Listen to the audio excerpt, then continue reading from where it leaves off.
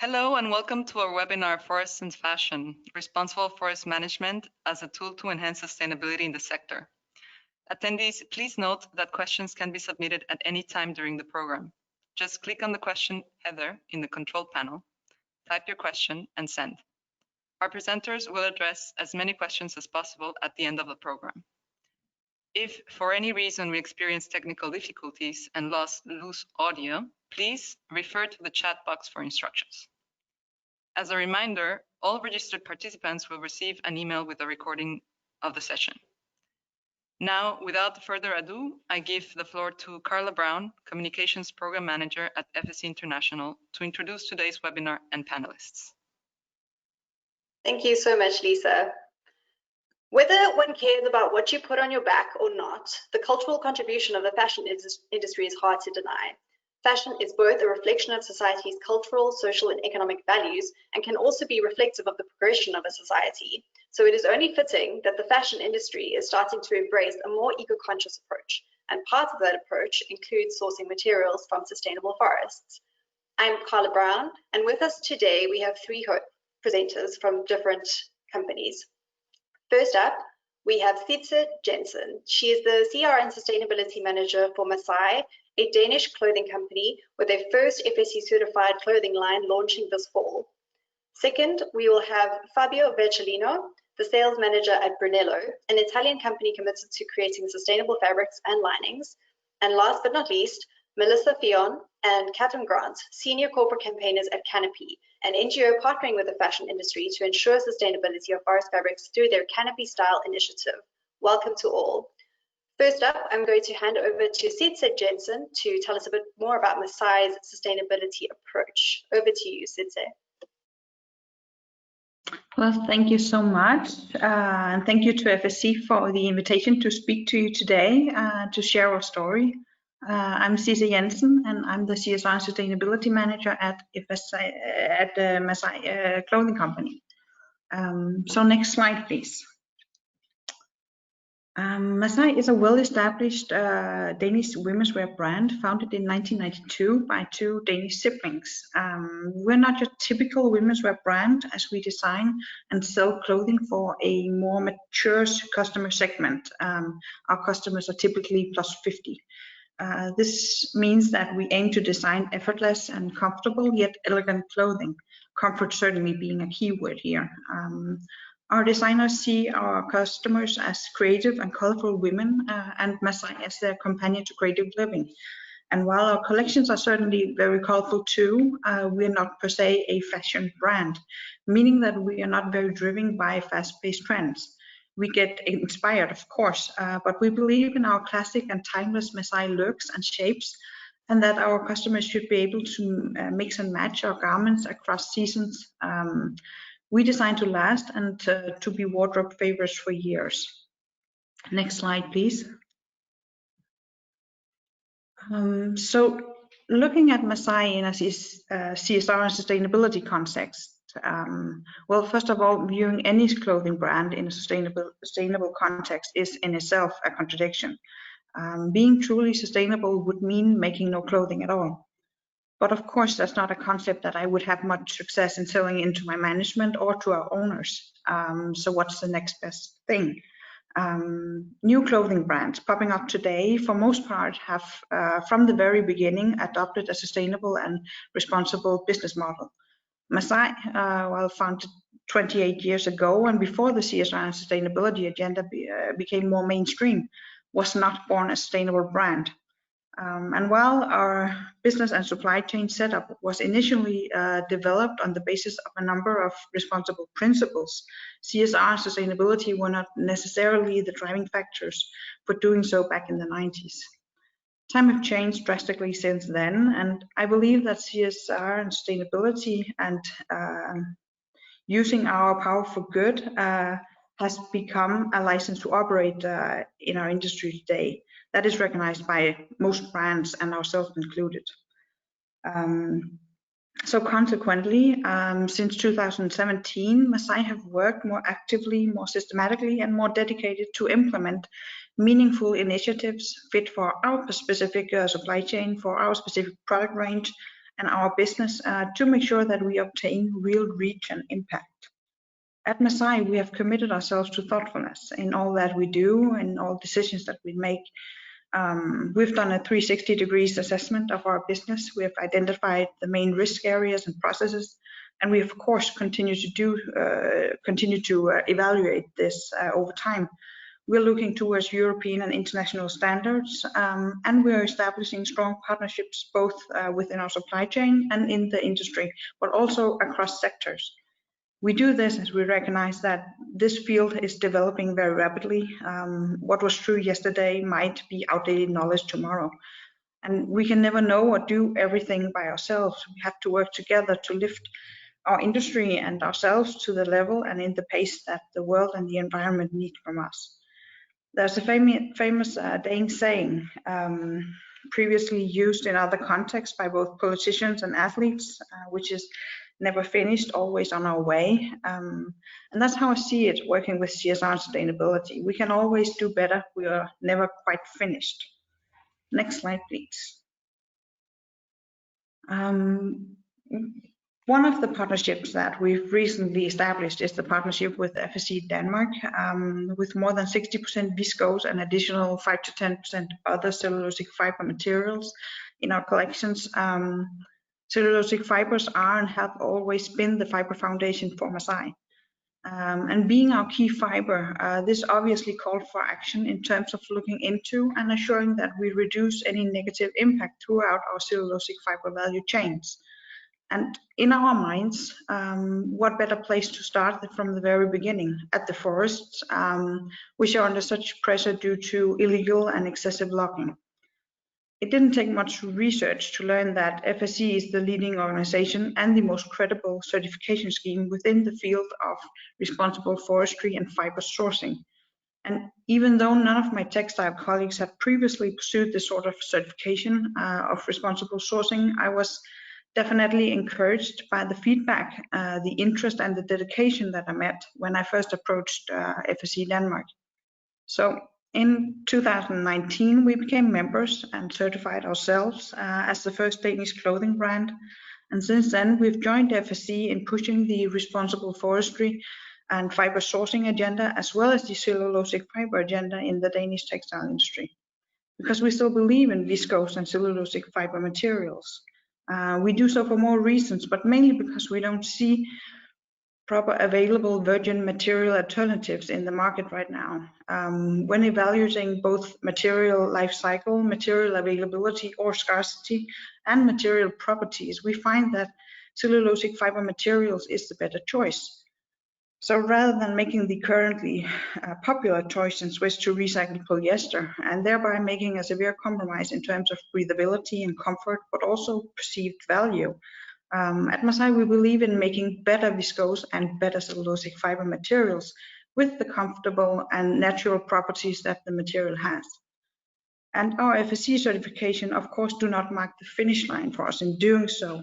It is obvious that particularly the viscose value chain contains several other hotspots that we need to address as well.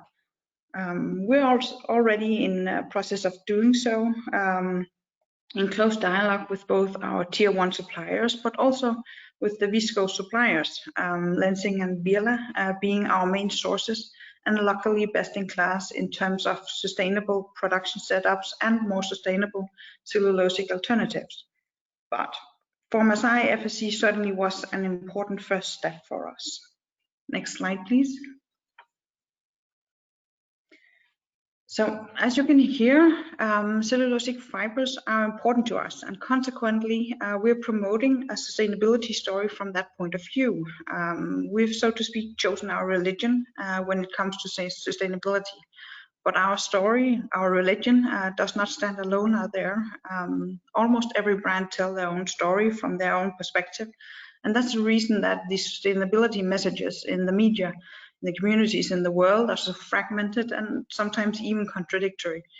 Many of them make perfectly sense in their own way, and with the development being so ongoing and so fast-paced right now, it's hard to navigate if any of them are in fact better or worse than others. Not only for us working with this every day, but certainly for the customers too. And we as brands have a huge responsibility to help our customers out and educate them, explaining why we do as we do and guide them to make the better choices.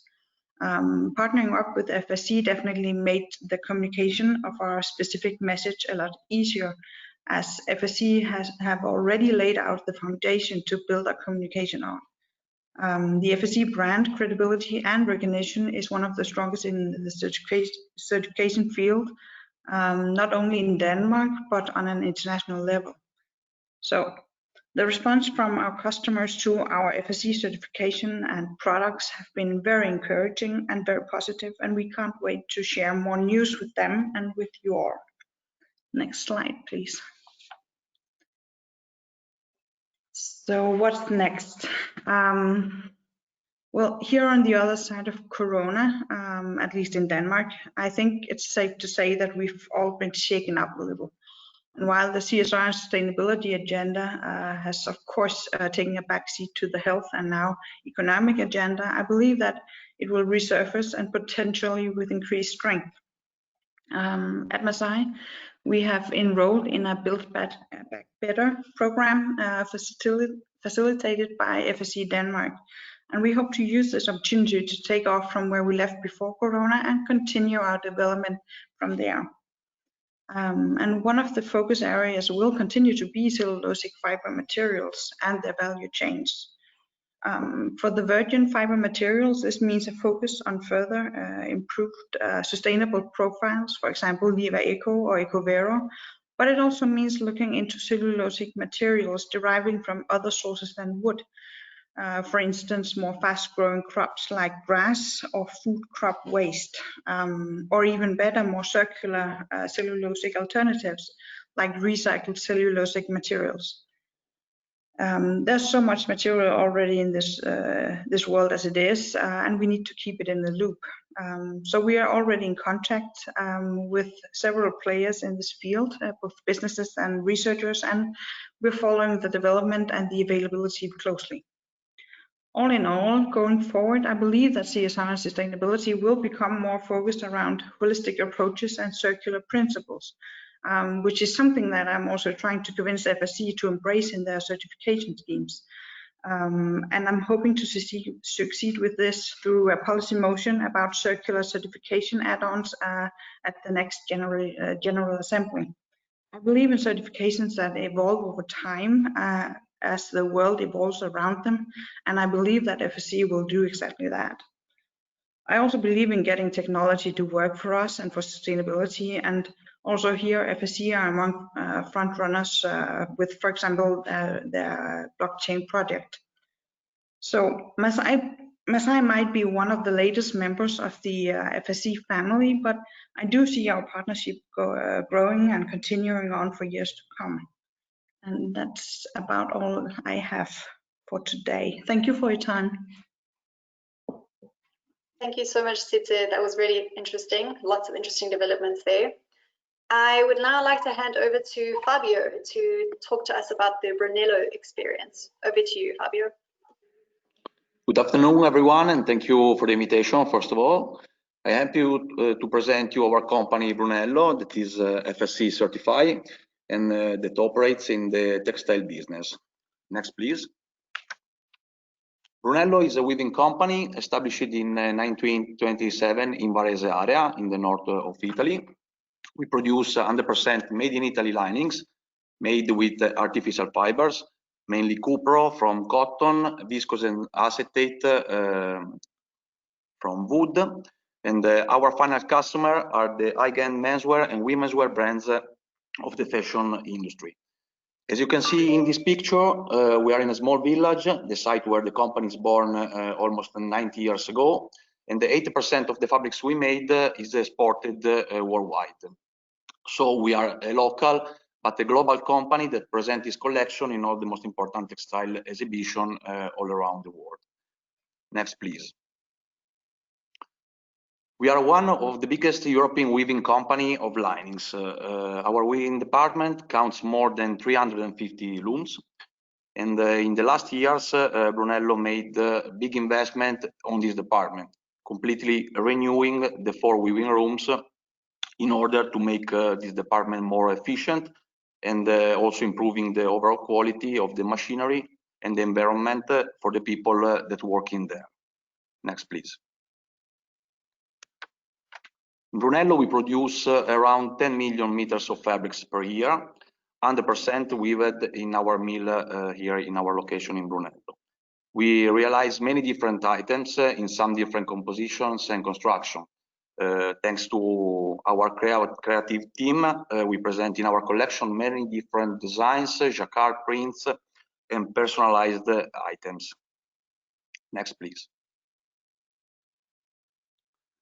Okay, here you can see a few examples of garments, in this case jackets and blazers, made using our linings, the hidden side of the jacket, but for us very important for long-lasting garments and to make them better. Next, please. About sustainability, we consider the sustainability as one of our main values, and basically we are focused on build a community of partners with the same vision along all the chain. We have long been implementing a policy to improve the quality standards with particular attention to the environmental and to reducing mostly the environmental impacts on the fashion industry. Next, please.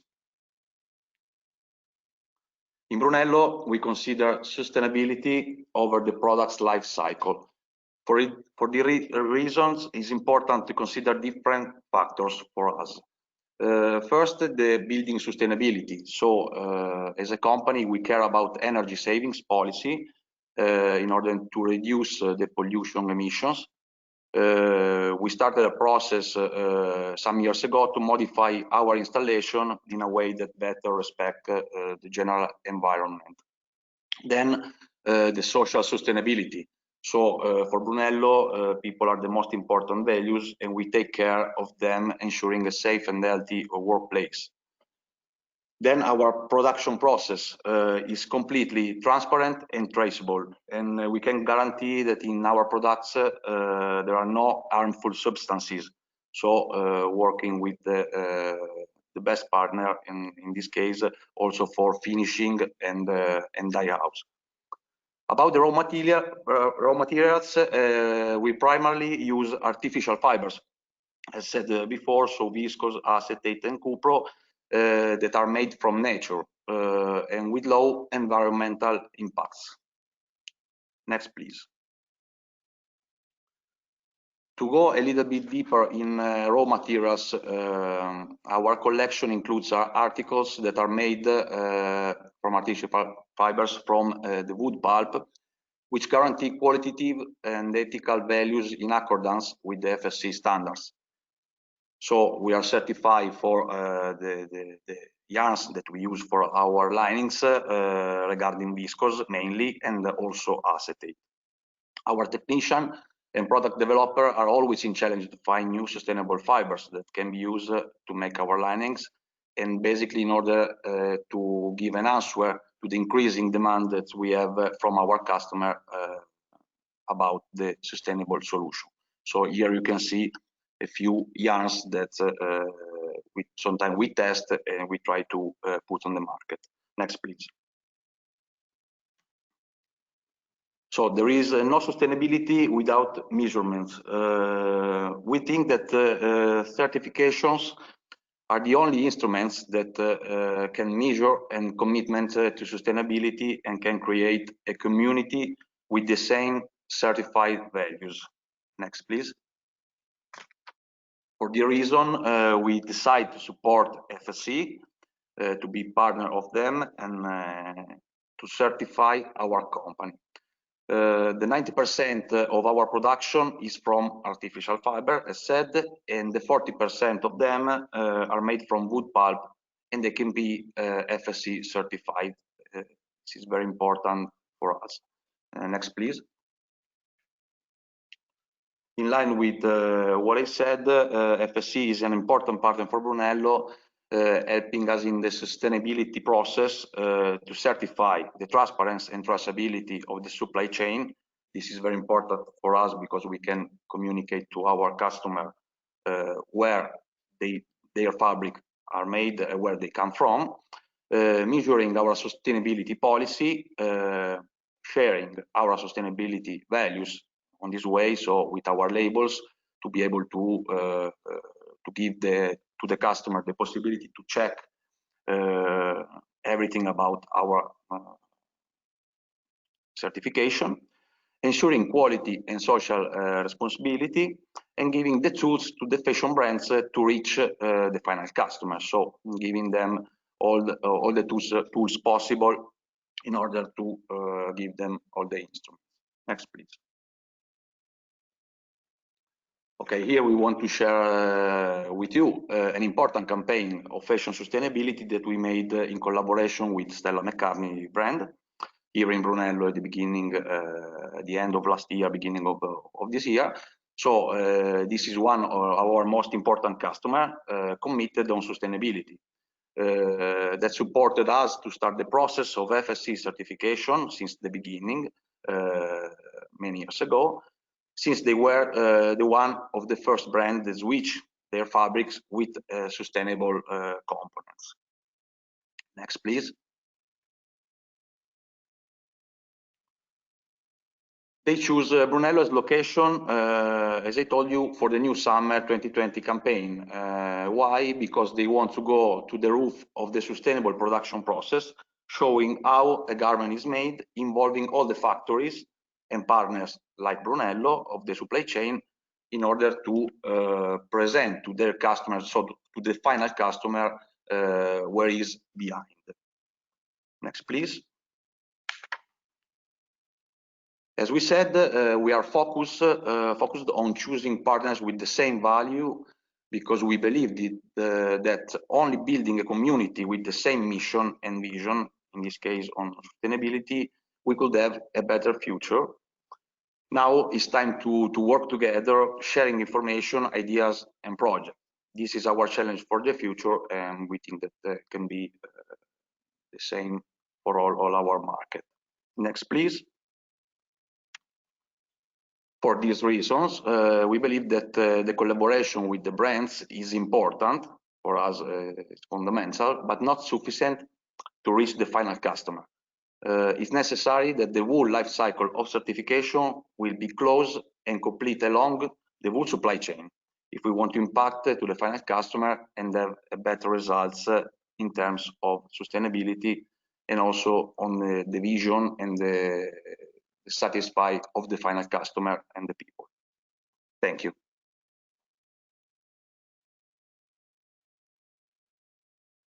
Brilliant. Thank you so much, Fabio. That was excellent. I would like to move on now to Melissa and Catherine, who will tell us more about the Canopy Style Initiative. So over to you. Thank you so much, Carla. It is a real pleasure to be with you all today to virtually present to you Canopy and our work in the fashion and textile sector. Next slide, please. So we at Canopy are an environmental nonprofit organization with a mission to protect the world's forest, species, and climate. Our work is really exclusively focused on collaboratively engaging supply chain partners with large corporate customers of forest products to create supply chain solutions and forward conservation on the ground as well. There is no cost to join the Canopy Style initiative and to join and partner up with Canopy. There are no consulting fees as well. However, the baseline for establishing collaboration is the adoption of a policy commitment confirming that we all have aligned interests. Next slide, please.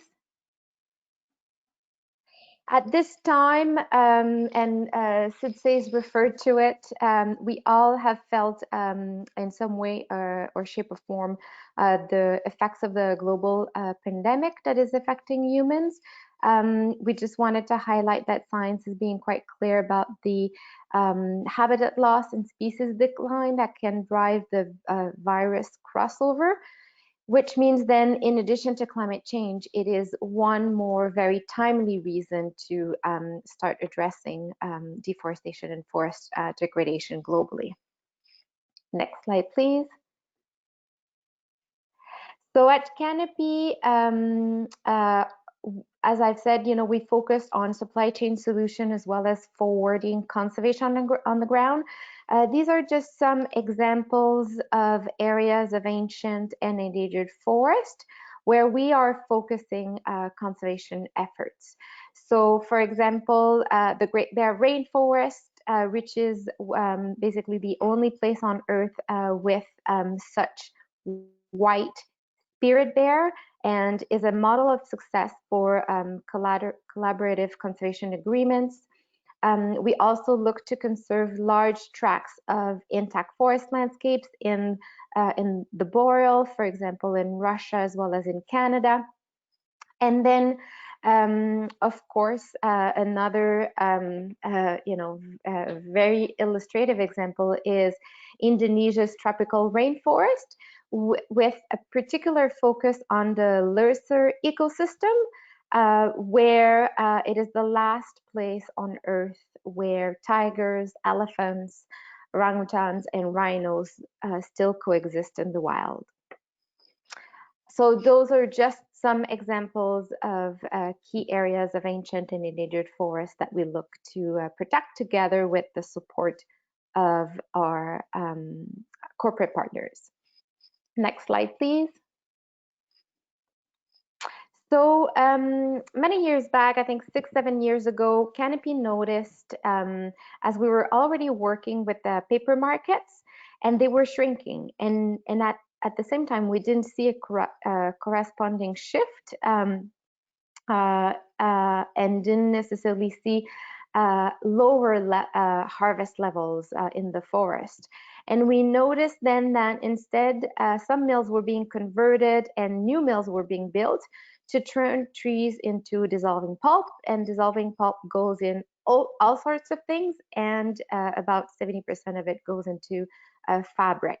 So we took this information to clothing retailers and brands, shared our concerns with the link between harvesting of wood for dissolving pulp to the link of ancient and endangered forest decline. And the response has been overwhelming. We now have 216 brands with consistent sourcing policies, which represent $260 billion USD in annual revenues. So overall, our work with those 216 brands is very collaborative. And on the next slide, I can speak a little bit more about how we work with those partners. So next slide, please. So Canopy works with market power to create supply shift and to reduce the pressure on ancient and endangered forest. So we at Canopy tackle supply engagement with our expertise being from the forest floor to the viscose producer. And then the brands and retailers trace back their sourcing through their tier 1, tier 3, and tier 4 producers up to the viscose fiber producer. And one of the reasons why we focused our engagement with viscose fiber producers at Canopy is because we feel that this is where we can have the most impact. There's a real pinch point in the supply chain, as the main top 10 viscose producers represent 70 to 75% of the global market of viscose. So we engage very collaboratively together with brands in engaging the viscose fiber producers in finding some solutions. Next slide, please. So as part of those solutions that we've built and the system, first, we've been looking and we continue to be looking to reinforce the importance of fibers that are made from FSC certified materials. So the systems, that we've built, including the Canopy style audit, build on the efficiencies of the FSC system. There is a requirement within the Canopy Style initiative for the viscose fiber producer and other man-made cellulosics producers to complete the Canopy Style audit. It is an independent third-party audit being done by NEPCON, which is the current auditor of the Canopy Style audit. They have large and deep expertise on forests and offices globally, and they verify, several criteria, and specifically the presence of risk of sourcing from ancient and endangered forests. The reports are made publicly. They're available on NEPCON's website, on the viscose producers that are going through the audits website, as well as the Canopy website as well. So transparency is highly demanded in the textile and fashion supply chain, and we like for the Canopy Style audit to model that transparency as well. And then one of this solution and tool that we've created to support those changes in the supply chain is the Hot Button report.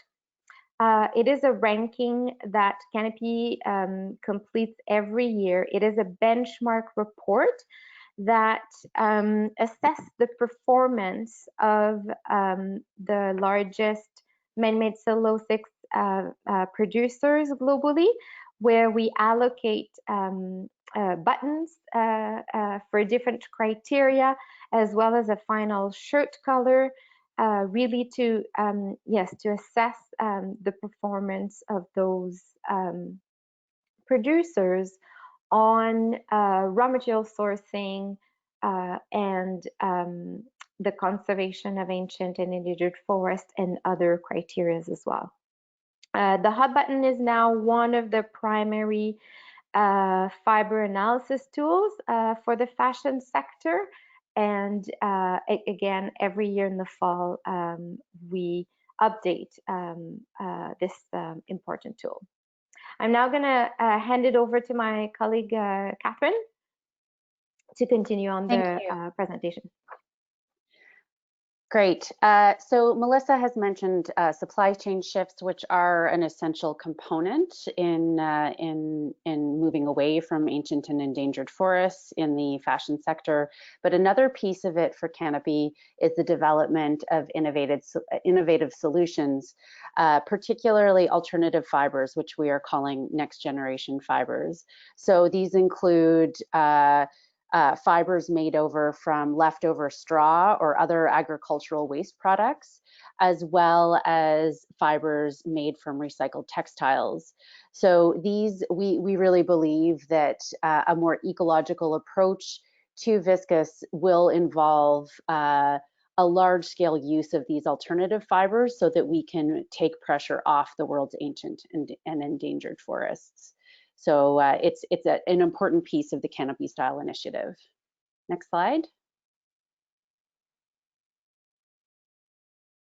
And we've been very fortunate that some of the largest producers in the world have actually embraced this, and really great to see both Masai and Brunello also looking at these fibers. We've had Sanyu launching a product that has 50% post-consumer recycled cotton textiles. Both Lenzing and Birla have lines that contain pre-consumer recycled cotton. Sodra, the dissolving pulp producer, is making a line of dissolving pulp out of recycled textiles. And we also have investments in closed loop and next generation textile fiber from the RGE family of companies. So we're seeing that there is a big shift towards this kind of fiber development, which we think is promising. Next slide. So since the Canopy Style initiative started, we've been very fortunate to have a high level of engagement, not only from clothing brands, but also from viscose and other man-made cellulosic fiber producers. We're currently working with almost all global viscose producers. So we have almost 90% are partnered with Canopy Style through their policies. And we have a large proportion going through the audit process. And we are very lucky that we have almost half of the global viscose supply showing leadership and getting green shirts in the hot button report. And then we, as I mentioned, we have several large producers that are working on next generation alternative fibers. Next slide. So how does a company get involved with Canopy Style? Melissa mentioned this earlier. Our collaboration with brands as well as producers begins with a shared commitment to preserving forests. So we do not charge a consulting fee, but we do ask that the companies we work with show their commitment to forests by adopting a public policy. Next slide. Here are the elements of a Canopy Style policy, and some of them will look familiar to you. There's an explicit reference to FSC and a preference for FSC fiber, as well as several other criteria which are also covered by FSC forest stewardship standards. But then there are some other key elements, namely the elimination of ancient and endangered forests from supply chains, conservation solutions and support for those conservation solutions on the ground, and of course the development of next generation alternative fibers. Next slide. So last year we also we launched a new initiative called the Pack for Good initiative, and this is because we've all seen an increase in single-use packaging, and especially with a focus which is much needed on reducing plastics, we're seeing that this means an increase in impacts on forests with the increase in single-use packaging. So we launched the initiative Pack for Good, and so far we have several brands who have come on to the initiative, including H&M, ASOS, the VF Corp, HH Global, and we're actually announcing some new additions to the Pack for Good initiative this week. So in addition to Canopy Style, this is a new space that we're working in. Next slide. So we're really keen to work with any brands or producers who are interested in eliminating ancient and endangered forests from their supply chains in either the textile or the packaging sectors, or any companies who would like to learn more about Canopy's collaboration with FSC. We really encourage you to contact us directly. And thank you for your time.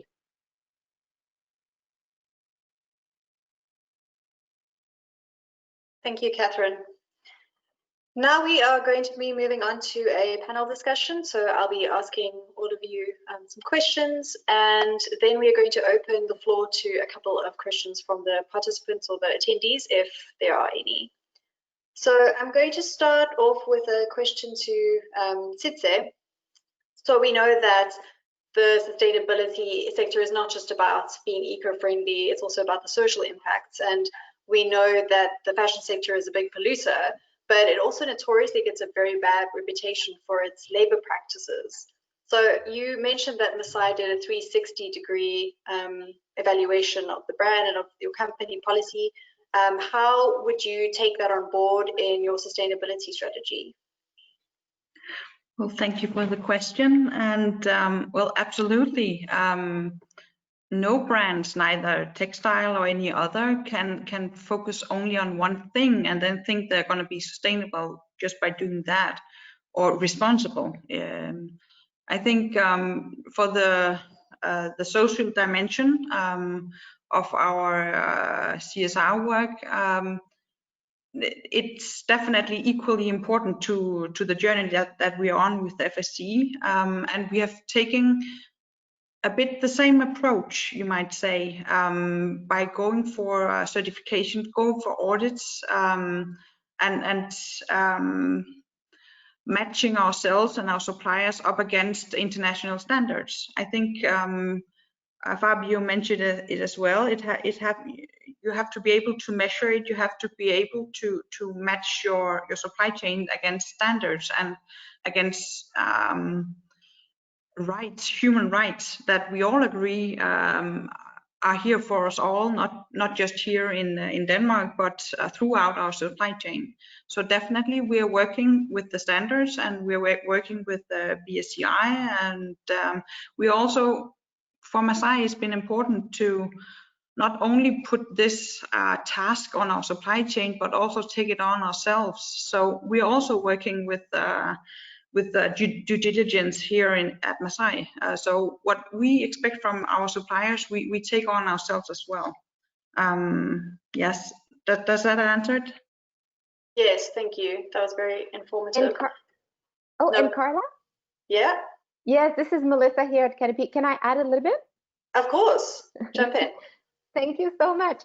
Well, the piece that I wanted to add is specifically regarding man-made cellulosics.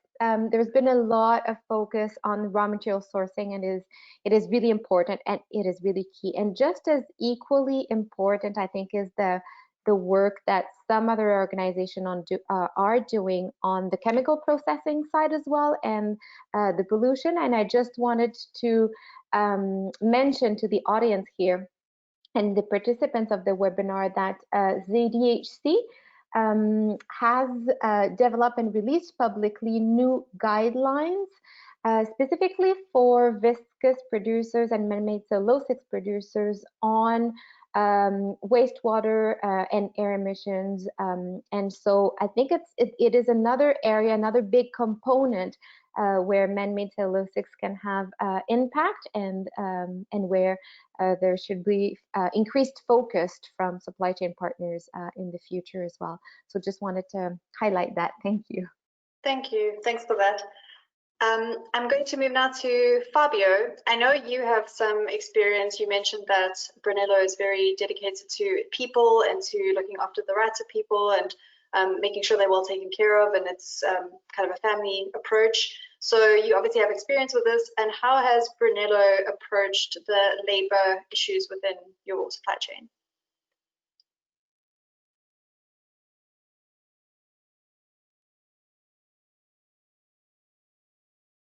Fabio, did we lose him? Okay. Oh, there we go.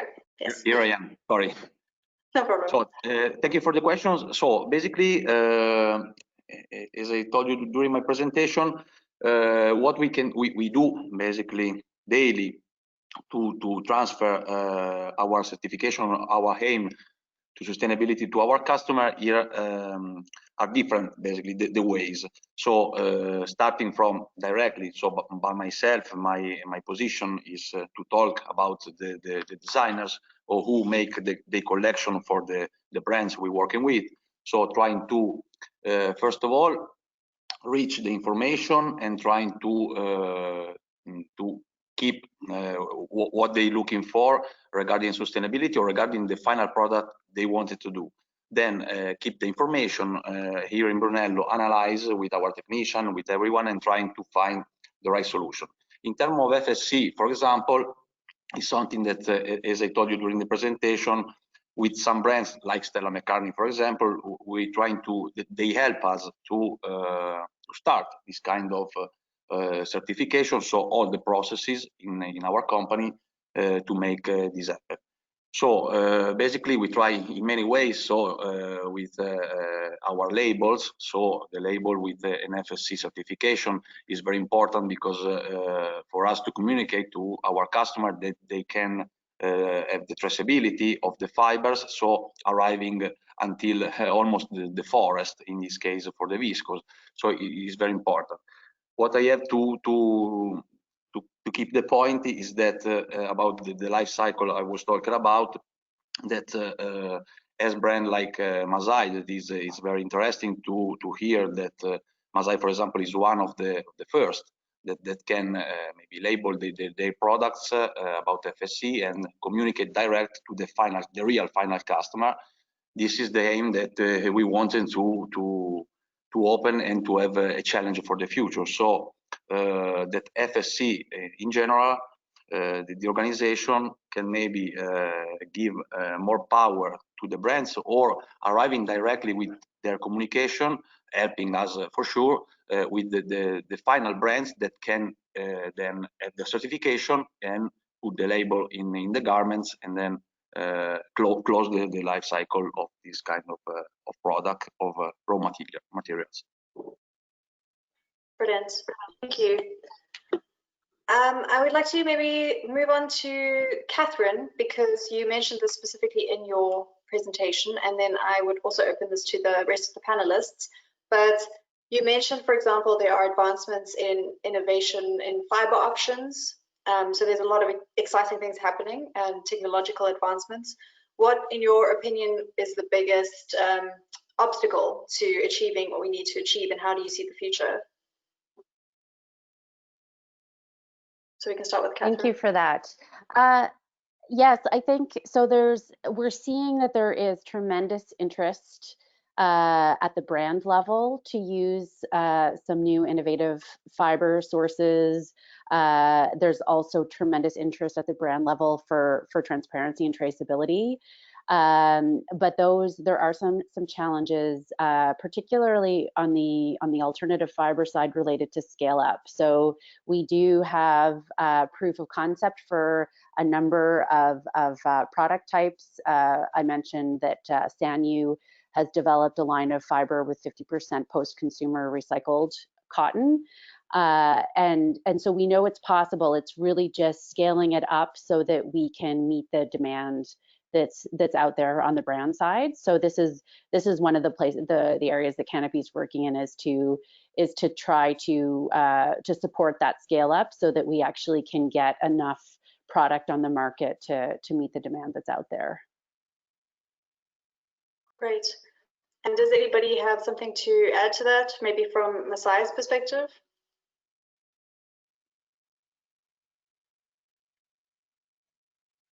No? Okay.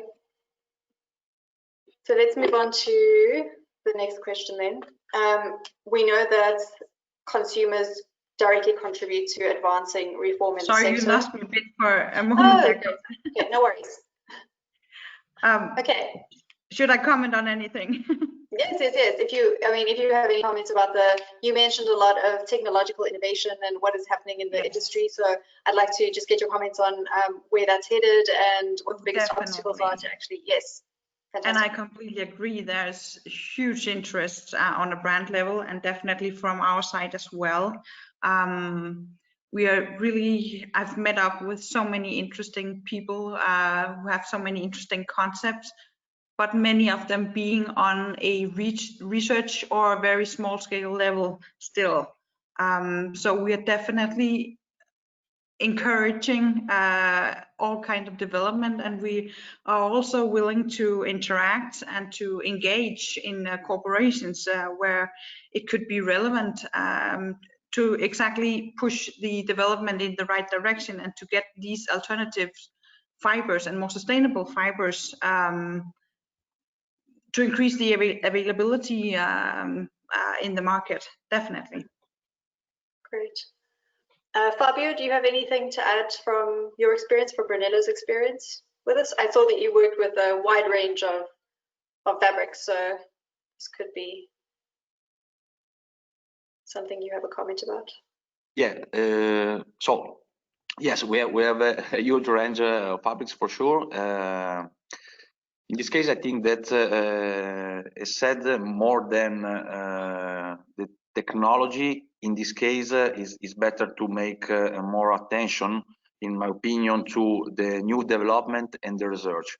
I said in this nice presentation, like Canopy and also Masai, that they are very focused on the research and basically to be focused in development and research the new fibers and also new sustainable ways to present to the customer, or also for us that we produce the fabrics, something new in terms of sustainability. So more, in my opinion, more the technology is something that to close our chain is this kind of share this information and the vision in order to find something that will be that will substitute in a way the traditional fabrics that they current use, the final customer current use. And to be honest, we have to find the right solution between obviously the quality again, because we are proud to make 100% made in Italy quality, but also with the price that the customer wants to pay, because it's another reason more economical, but it's something that is important right now, because not every brand can pay maybe more if they have not the knowledge and they are not very well informed about what is sustainability. So in my opinion, that does not be just a word, but need to be developed, and also the fiber and also the knowledge of the customer, the final customer. Yeah, that's a really good point. And that actually segues quite nicely into my next question. So I'm going to pose this to Melissa, because you work primarily with consumer-facing brands. How can consumers further contribute to advancing reform in the sector? Thank you. That's great. So I think there's various ways, and one of the example that we've seen last year, so like to mix, you know, and to make the bridge between those large brands and consumers, we saw last year a major campaign that was led by Stella McCartney, that was called There She Grows, where you know, there was it was all on social media, and it really helped to raise awareness and even I think raising funds for the conservation of the Lucer ecosystem in Indonesia. And so it was a, yes, you know, a bit of a, you know, a social media challenge that was led by a brand, but that was reaching consumers. I think at Canopy as well, especially on International Day of Forest, again on social media, you know, we work with our brand partners to help raise awareness on just, you know, just the basic link as well between forests and fabric. Not all consumers already know that you know, the fashion pieces and their clothing can be made from forest. It's, you know, very much known that fabrics can be made, you know, from polyester, from cotton, but the link between forests and textiles isn't necessarily that well known. So raising awareness to then also